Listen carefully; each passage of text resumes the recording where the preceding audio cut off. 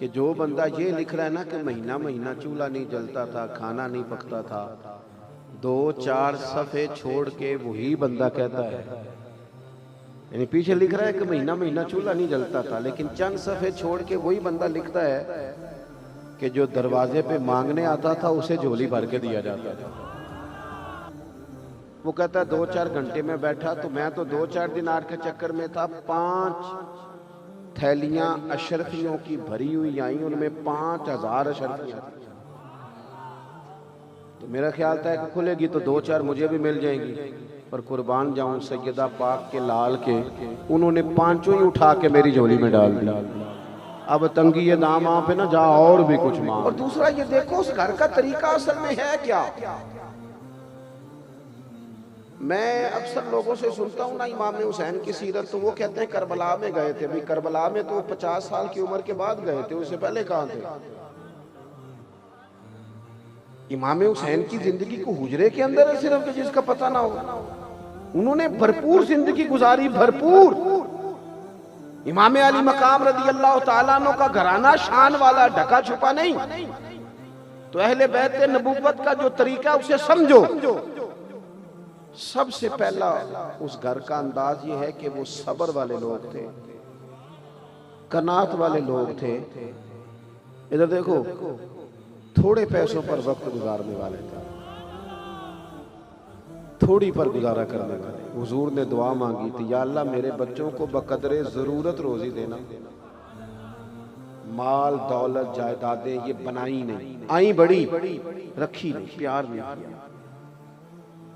किसी बंदे की, किसी गरीब की बेटी इतना काम करती है कि उसके हाथों पे छाले पड़ जाए, लेकिन हजरत फातिमा के पड़ जाते हैं। यहाँ लोग कहते हैं ओहो बच्ची आ गई थी जी, मैं क्या करता। तो नबी पाक के पास आके हजरत फातिमा ज़हरा ने कहा कि या रसूल अल्लाह, सुना है आपके पास गुलाम आए,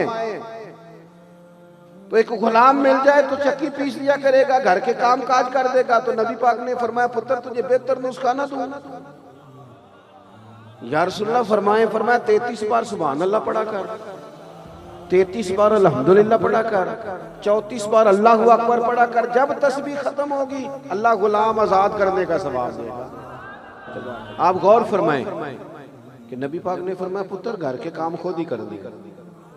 यहाँ कहते हैं ओहो बच्ची ससुराल में बड़ी दुखी है जी, क्या कर दी, कहते रोटियां पकाती। कंजुल माल में ये लफ्ज मौजूद है कि ऊंट के बालों की बनी हुई चादर ओढ़ के सैयदा फातिमा खुद चक्की पीस रही थी। बच्चे के लाडला, मेरा बच्चा लाडला है जी, क्या लाडला है, काम कोई नहीं करता, इन्हें कुछ नहीं कहना लाडला है। इतना दुनिया में कोई लाड कर सकता है जितना नबी पाक ने अपनी बेटी से किया है। हम तो अपने बच्चों की तबाही उतार रहे हैं, उनकी सलाहियतें खत्म कर रहे हैं। नबी पाक सल्लल्लाहु ताला अलैहि वसल्लम ने देखा कि सैयदा चक्की चला रही, तो हुजूर ने देखते हुए ये नहीं फरमाया कि फातिमा मैं को बंदोबस्त करता हूँ, मैं निकलता हूँ, मैं कुछ लाता हूँ ना। हुजूर देख के आंखों में आंसू आए और पता फरमाया क्या, फरमाया पुत्र दुनिया में थोड़ी सी तकलीफ बर्दाश्त कर, आखिरत की सारी इज्जतें अल्लाह तुझे ही अता फरमाएगा। अपने घर में काम काज करना, थोड़े पे गुजारा करना। अच्छा फिर लुत्फ की बात यह है कि जितने सीरत निगार है ना अहले बैत की सीरत लिखने वाले, वो सब लिखेंगे कि महीना महीना घर में खाना नहीं पकता था, चूल्हा नहीं जलता था, खजूर पानी पे गुजारा। हमारे तो शाम को रोटी मर्जी की ना पकी हो तो बच्चे मोबाइल तोड़ देते हैं। चलो थोड़ी जी गल वड्डियां दी भी कर लेंगे, यानी वो साहब भी अगर आ जाए उनकी मर्जी की रोटी ना पकी हो तो वो भी कहते तू पेके जा, इसलिए कि ये तूने क्या पकाया। सुनो ये हुजूर का तरीका मुबारक भी सुनो। सैयदा आयशा सिद्दीका रदी अल्लाह ताला अन्हा फरमाती हैं हुजूर के लिए मैं खाना रखती थी, कभी कोई चीज़ तबीयत मुबारक के करीब ना होती, पसंद ना होती तो छोड़ देते, लेकिन महबूब ने कभी खाने में नुक्स नहीं निकाला। सुबह से शाम तक घर वाले बावर्ची खाने में गर्मी में खड़े रहे और तूने एक मिनट नहीं लगाया, हर चीज उधेड़ के रख दी। हमें कुछ चीजों का एहसास, ये जरूरी तो नहीं कि जो हम कर रहे हैं वही मुश्किल हो, और भी कई मुश्किलात। एहसास पैदा करने चाहिए। गौर फरमाइएगा, हर सीरत निगार ने लिखा है कि महीना महीना चूल्हा नहीं जलता था, खाना नहीं पकता था। लेकिन मजे की बात यह है कि जो बंदा ये लिख रहा है ना कि महीना महीना चूल्हा नहीं जलता था, खाना नहीं पकता था, 2-4 सफ़े छोड़ के वही बंदा कहता है, यानी पीछे लिख रहा है कि महीना महीना चूल्हा नहीं जलता था, लेकिन चंद सफ़े छोड़ के वही बंदा लिखता है कि जो दरवाजे पे मांगने आता था उसे झोली भर के दिया जाता था। हम ना अपनी जात पर लगाएं तो जरा तगड़ा करके लगाते हैं, और कोई फकीर मांगने आ जाए तो ढूंढते फिरते हैं कि 10 टूटे हैं किधर। अपने पे लगाना हो तो फिर क्या बात है। लेकिन अगर अब फकीरों ने क्या करना है, हमारा तो सगा भाई मकरूज होता है, कर्ज के नीचे दब गया, घर से नहीं निकलता, और हमारी तिजोरी में पैसे पड़े हैं, हम झूठ बोलते हैं, अपने तरस गए, लेकिन हमने अपनों की मदद नहीं की। फकीरों को क्या देना था, इल्ला माशाअल्लाह।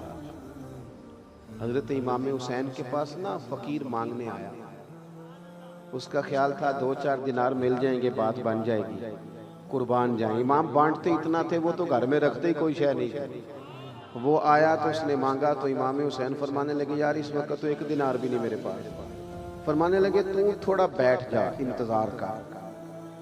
वो कहता 2-4 घंटे में बैठा, तो मैं तो 2-4 दिनार के चक्कर में था। 5 थैलियां अशरफियों की भरी हुई आई, उनमें 5000 अशरफियां।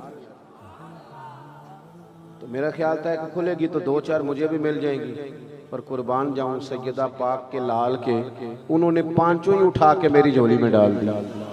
अब तंगी ये दाम आप है ना, जा और भी कुछ मांग। 5 उठा के डाल दी। कहते मैं अभी सख्ते में ही था, परेशान ही था कि इतना दे दिया। अभी मैं सोच ही रहा था कि हुसैन इब्ने अली बोले। फरमाने लगे, यार जरा माफ कर देना, तुम्हें इंतजार करना पड़ा, तुम्हें इंतजार करना पड़ा, जरा माफ कर देना। मिजाज में सखावत हो। सखी पैसे वाला बंदा नहीं होता, पैसे वाला तो प्लाट बनाता है। पहले उसका दिल होता है कि मुझे अल्लाह देगा तो मैं खर्च करूंगा, फिर जब वो उसको मिल जाते हैं फिर उसके खर्चे बढ़ जाते हैं, फिर उसको सामने वाला प्लाट पसंद आ जाता है, बड़ी गाड़ी पसंद आ जाती है, फिर वो चक्रों में पड़ जाता है। माला वाले सखी नहीं होंगे ते सखियां कुल माल नहीं होंगी। हाँ, इत्थे उथे दोवी जहानी, सखी कंगाल भी नहीं होता। हमेशा अल्लाह के रास्ते में देने का मिजाज। तीसरी बात जो हमने सीखनी, एक तो सादगी, दूसरी सखावत, और तीसरी बात अहले बैत नबुव्वत बहादुर लोग थे। बहादुर, याद रखना कि जो बावकार लोग होते हैं ना, बावकार, हालात के कदमों में कलंदर नहीं गिरता, क्योंकि टूटे भी सितारा तो जमीन पर नहीं गिरता। और दुनिया में कतील उससा मुनाफिक नहीं कोई, जो जुल्म तो सहता है बगावत नहीं करता।